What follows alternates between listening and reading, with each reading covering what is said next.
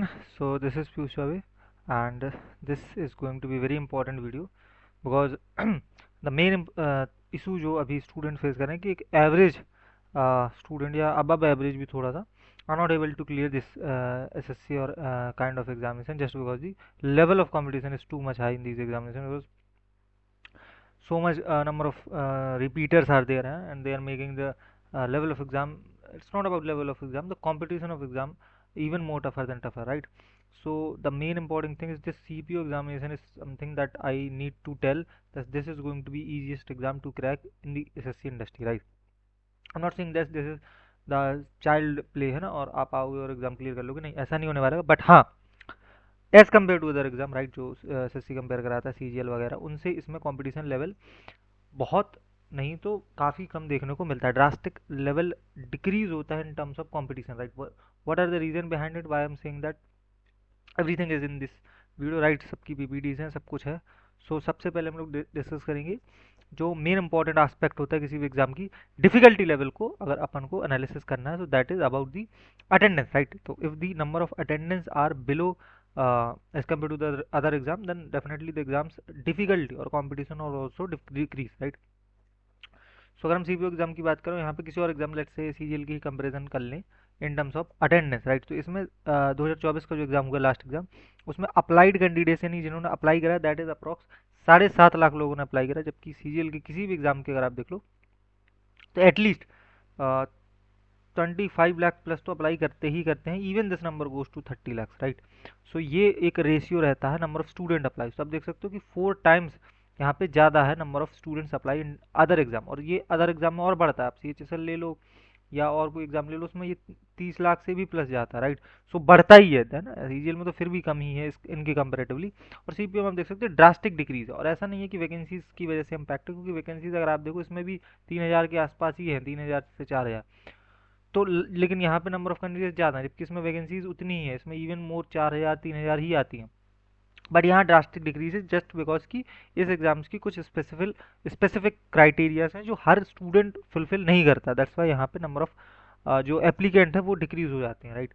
और अपीयर तो उससे भी कम है, क्योंकि कुछ अप्लाई चलो फिर भी कर देते हैं, बट फिर जब उनको ना तो प्रिपरेशन उस लेवल की होती है, और फिर लास्ट में जब चीज़ें समझ में आती है कि नहीं पेपर पहला भर देने से हम लोग सेलेक्ट नहीं होंगे, उससे टाइम वेस्ट होगा, पैसा वेस्ट होगा, सब कुछ वेस्ट होगा.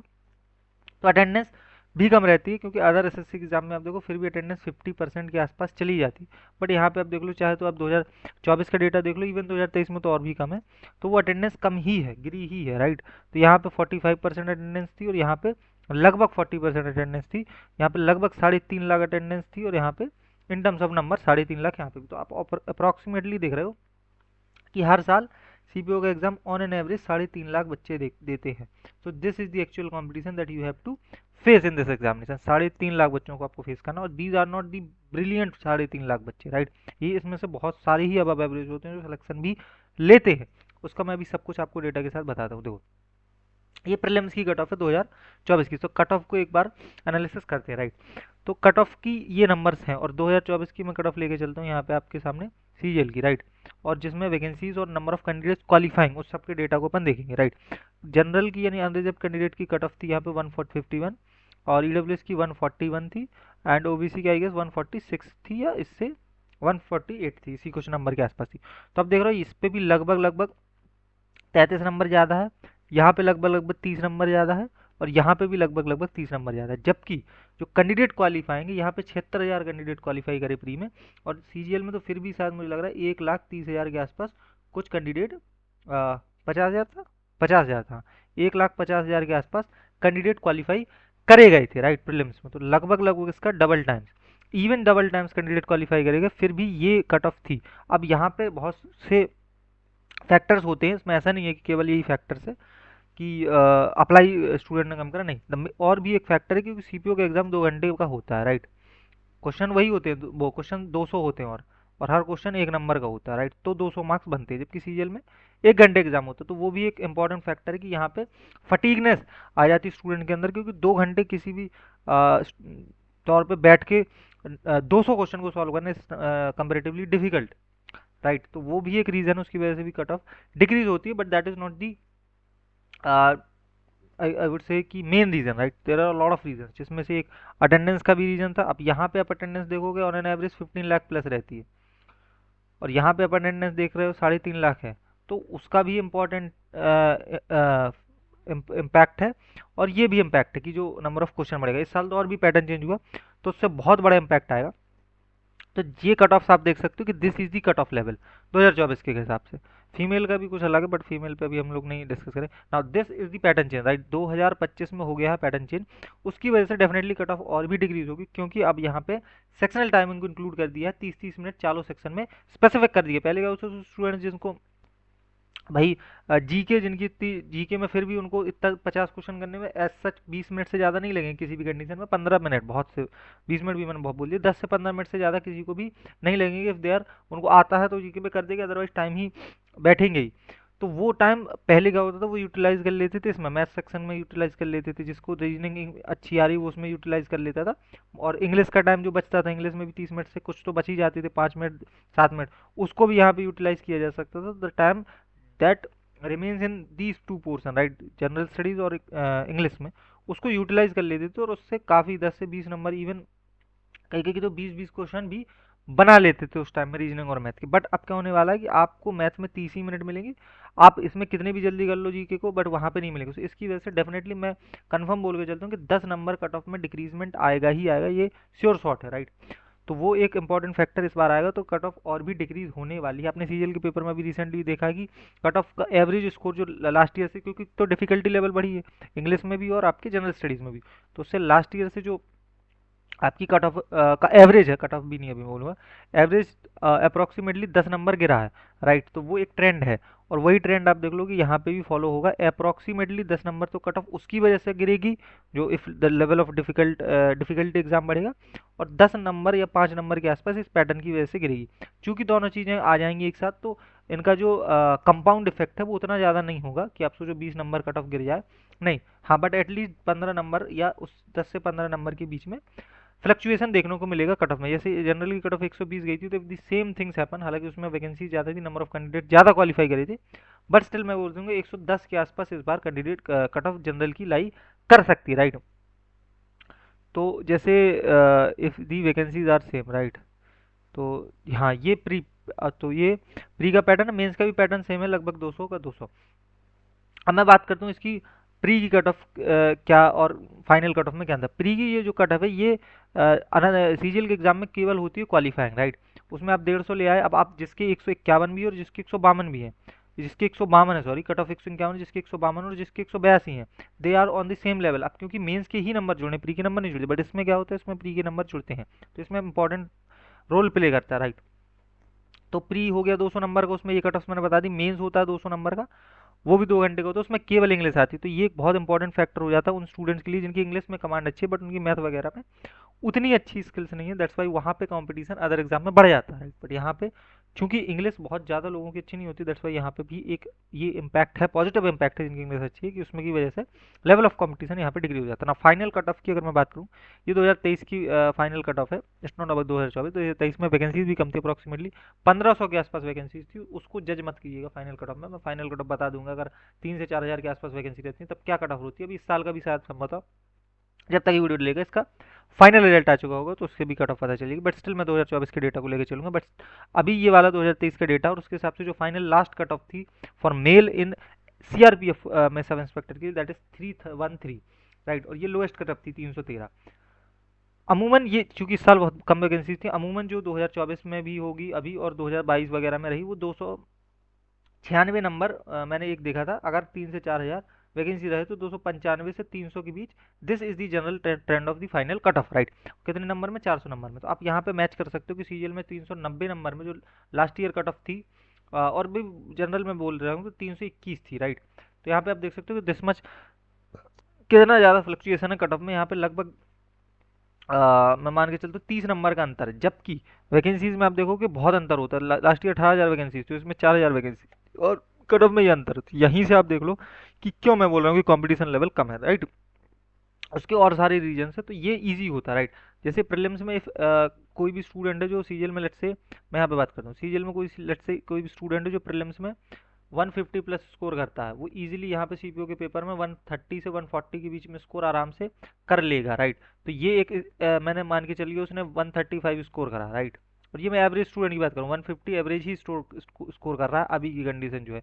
अब तो खैर लेवल ऑफ एग्जाम चेंज हो गया, मैं ये बात कर रहा हूँ जब तक एडुकेटेड में पेपर नहीं लिया था तब की बात कर रहा हूँ, क्योंकि कट ऑफ्स भी उसी की है, राइट। तो उसको हम अभी पैरामीटर लेके चलेंगे। अब जो सब चेंज होगा वो सारे एग्जाम में चेंज होगा, तो उसकी वजह से 10-15 नंबर आप कट ऑफ गिरेगी, बट अभी उसको नहीं लेके चलेंगे जो अभी वर्तमान प्रेजेंट में चीज़ें चल रही हैं। अभी मैं केवल लास्ट ईयर के डेटा के हिसाब से डिस्कस करूंगा कि कंपटीशन लेवल क्यों कम है, राइट। तो 135 नंबर में मान के चलते हैं कि एवरेज स्टूडेंट प्रीलिम्स में ला सकता है और प्रीलिम्स क्लियर कर सकता है, right.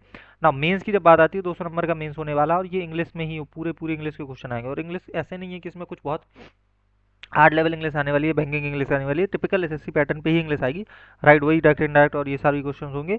But the point is that कि लेंदी पेपर हो जाता है, तो lengthiness if you are comfortable with this then mains is also going to be very easy to you, right. So 200 में मैं मान के चलता हूँ कि अप्रोक्सीमेटली 160 से 170 के बीच अगर ले आते हो, if your prelims is weak, right. Otherwise आपको प्रीलिम्स में थोड़ा तो खींचना पड़ेगा ही, 140 प्लस जाना पड़ेगा, है ना। अगर लेकिन फॉर एग्जांपल आप मैथ वगैरह में वीक हो, इतनी आपकी स्पीड नहीं है, तो फिर वहां पे अगर आप 135 पे हो देन इतनी ज़्यादा प्रॉब्लम नहीं है, क्योंकि अगर आप मेंस में एक्सेल कर लेते हो 160 से 170 के बीच, तो ये ओवरऑल आपका कंबाइंड स्कोर 295 से 300 के बीच, एटलीस्ट 305 के बीच चला जाएगा, and that will be pretty safe score to clear the cut off. और ये मैं एवरेज स्टूडेंट को ही लेके बता रहा हूँ, this is for average student, वरना जो टॉपर स्टूडेंट होते हैं वो तो यहाँ पे 170-70 भी मारते हैं, ठीक है, 160 भी मारते हैं बहुत से लोग, बट वो फिजिकल देने नहीं जाते क्यों, क्योंकि उनकी फिजिकल की स्किल्स उतनी अच्छी नहीं होती।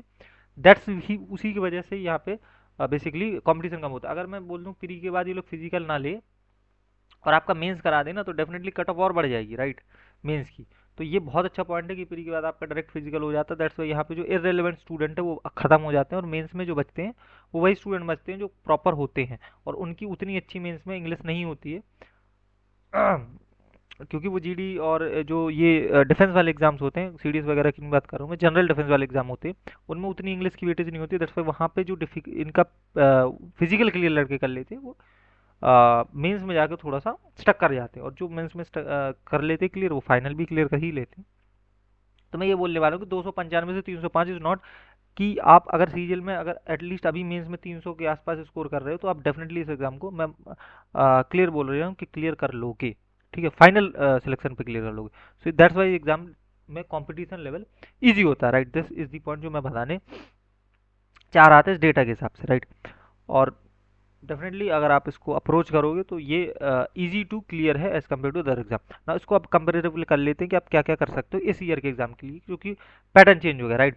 सीपीओ 2025 में और क्या क्या इसका प्रेडिक्टेड सेफ स्कोर रहने वाला है, सीपीओ 2025 इसकी बात करते हैं, क्यों, क्योंकि पैटर्न चेंज हो गया, सब कुछ चेंज हो गया, तो यहाँ पे डिस्कस करना जरूरी है, राइट। तो सबसे पहले अगर अपन देखें सीपीओ 2025 के लिए, तो प्री आपका 200 नंबर का ही है, नो डाउट, सेक्शनल टाइमिंग है, बट ठीक है। फिर आपका मेंस है, फिर आपका फिजिकल है, राइट, एंड देन आपका फिर मेंस होगा, और देन आपको फिर फाइनल कट ऑफ बनेगी, फाइनल रिजल्ट। आपको पूरा एक रोड मैप बता दूंगा, so that you will be able to जज कि आप कहाँ पे स्टैंड करते हो और आपको कितना क्या एफर्ट मारना पड़ेगा, राइट। इसमें वैकेंसीज कितनी है, तो अप्रोक्सीमेटली 3100 के आसपास वैकेंसीज हैं, जो मे भी हो सकता है बढ़ जाए, बट हो सकता ना भी बढ़े। तो अभी अपन को इसी को डेटा लेके चलना है, राइट। क्या कट ऑफ हो सकती है, मैंने बताया 2024 में कट ऑफ कितनी थी, 120 थी जनरल की, राइट। उसमें काफ़ी सारे फैक्टर्स थे, आपकी sectional cut off, sectional timing नहीं थी, बट इस साल सेक्शनल टाइमिंग है। और जो अभी सीजीएल का पेपर हुआ उसके जो पेपर पैटर्न है, लेवल ऑफ डिफिकल्टी, और ये चूंकि उसमें जनरल स्टडीज़ की डिफिकल्टी आप देख रहे हो बहुत बढ़ाई गई है, प्लस जनरल स्टडीज़ की तो चलो डिफिकल्टी पहले भी होती थी, इंग्लिश का भी लेवल ऑफ डिफिकल्टी काफ़ी ज़्यादा इंक्रीज करा गया। तो अगर वही सेम लेवल यहाँ पे भी अगर मेंटेन रहता है जो सीजीएल वाला लेवल है, क्योंकि अभी एग्जाम नहीं हुआ तो आई एम नॉट श्योर कि क्या होने वाला और क्या नहीं होने वाला, बट स्टिल उसके हिसाब से अगर हम गेस लें तो डेफिनेटली मैं यहाँ पे बोल सकता हूँ कि प्री की कट ऑफ 110 से 115 रह सकती है for general candidates, this is for unreserved candidate है, ये इससे भी थोड़ा ही कम जा सकती है। एंड बाकी कैटेगरी के लिए आप देख सकते हो 5-5 4-4 नंबर का कुछ ना कुछ लैप हो सकता है, बट ये +-5 डेफिनेटली हो सकती है ना, इसमें इसी के आसपास रहेगी for unreserve prelims cut off, right. और फिजिकल फिर आप देने जाओगे इसके बाद, है ना। और फिर मेंस की जो 200 नंबर का पेपर होने वाला, उसके बाद अगर यही जो लेवल ऑफ इंग्लिश है ये यहाँ पे अगर ये मेंस में डाल देते हैं तो डेफिनेटली एक ड्रास्टिक चेंज देखने को मिलेगा कट ऑफ में। बट मैं उसको मान के चलता हूँ कि उतना ज़्यादा अगर ये चेंज ना करें जो लास्ट ईयर से, थोड़ा मगर उसको टफ करें। तो मैं मान के चलता हूँ कि फाइनल जो आपकी कट ऑफ बनेगी, जैसे 295 से 300 के बीच बनती थी पहले, राइट। तो अगर मैं यहाँ पे मान के चलूँ तो एटलीस्ट मुझे ऐसा लग रहा है कि 280 के आसपास आपकी फाइनल कट ऑफ बन सकती है अनरिजर्व की, या लास्ट कट ऑफ, राइट। जो लास्ट सिलेक्शन होता है सीआई सीआरपीएफ में, वो लास्ट सिलेक्शन 280 के आसपास में हो सकता है, if the level of exam जो अभी सीजीएल में देखने को मिला वो कंटिन्यू रहता है। So this could be the final safe score, but अब अपन को अभी फाइनल सेफ स्कोर पे टारगेट नहीं करना है। अभी आप प्री पे टारगेट करो, प्री क्लियर करो, उसके बाद फिजिकल के बाद फिर आप वहाँ पे जज कर लोगे कि लेवल ऑफ एग्जाम क्या चल रहा है, उस हिसाब से आप मीन्स को अपने आप को प्रिपेयर कर सकते हो। डेफिनेटली अगर आप प्री बिगाड़ भी लेते हो, लेट्स से 110 कट ऑफ गई और आप 120 पे हो, तो आप बहुत पैनिक होने की जरूरत नहीं है, आप मेंस फिर भी क्लियर कर सकते हो एक अच्छे स्कोर के साथ, डिसेंट स्कोर के साथ मेंस में एक्सेल कर सकते हो, राइट। क्योंकि वो एक बहुत बड़ा वेटेज अपने आप में रखता है 200 नंबर का, और पूरा का पूरा उसमें इंग्लिश का ही पेपर है। यहाँ पे आप चीज़ें बदल सकते हो, राइट। तो ये सारी चीज़ें आपको याद रखनी पड़ेंगी अगर आप सीपीओ के लिए प्रिपेयर कर रहे हो, राइट। इस बार थोड़ा सा आपको मॉक्स को बढ़ाना पड़ेगा, क्योंकि आपको सेक्शनल टाइमिंग देखने को मिल गई और उसमें आपको मैक्सिमम अटेम्प्ट बढ़ाने पड़ेंगे रीजनिंग और मैथ्स में, क्योंकि वहाँ पे आपको टाइम डेफिनेटली कम पड़ने वाला, तो उसको आप मैक्सिमम कोशिश करोगे सेक्शनल जो मॉक है इनके दो, फुल मॉक का उतना ज़्यादा यूज नहीं रहेगा, right. So this is the main point जो मैं बोलने वाला था कि क्यों इस एग्जाम में जो कंपटीशन है वो कम देखने को मिलता है as compare to other examination. बाकी you are free to analysis yourself, the main point is about the, मैं जो डेटा है इनको रिप्रेजेंट करने वाला था नंबर्स के साथ जो मैंने करा है, जिससे आपको शायद कुछ कुछ आइडिया लग रहा होगा कि क्यों एग्जाम बेसिकली ईजी है। द मेन इंपॉर्टेंट थिंग यहाँ पे जिसकी वजह से इसमें कंपटीशन कम हो जाता है एक और है कि आपकी फिजिकल स्टैंडर्ड्स में 170 सेंटीमीटर की हाइट आपको कंपल्सन है इसमें होना, जिसकी वजह से बहुत सारे स्टूडेंट बाहर हो जाते हैं प्री में ही, और इसी की वजह से इसका जो फॉर्म फिलिंग का डेटा है आप देख पा रहे हो क्यों इतना कम है। यहाँ ये डेटा क्यों इतना कम है यहाँ पे, एक सेकंड, ये डेटा जो है 7 लाख यहाँ पे, और यहाँ पे 8 लाख, ये क्यों कम है, जबकि अदर एग्जाम में आप कोई भी सड़ा सा सड़ा एग्जाम निकाल लो उसमें भी 20 लाख प्लस फॉर्म पढ़ ही जाते हैं, बट यहाँ पे क्यों कम है, क्योंकि 170 पे लोग वहीं पे बाहर हो जाते हैं और they are not even willing to apply for the even filling for the form, right. So वो भी एक रीज़न है।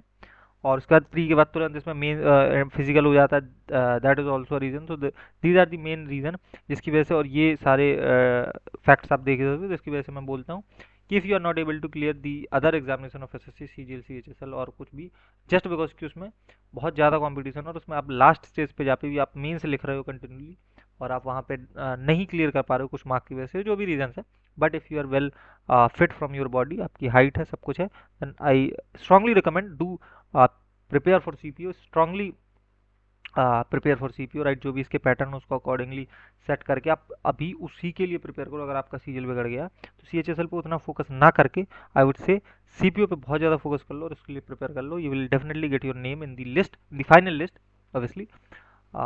बाकी that's all for today, this is future signing of.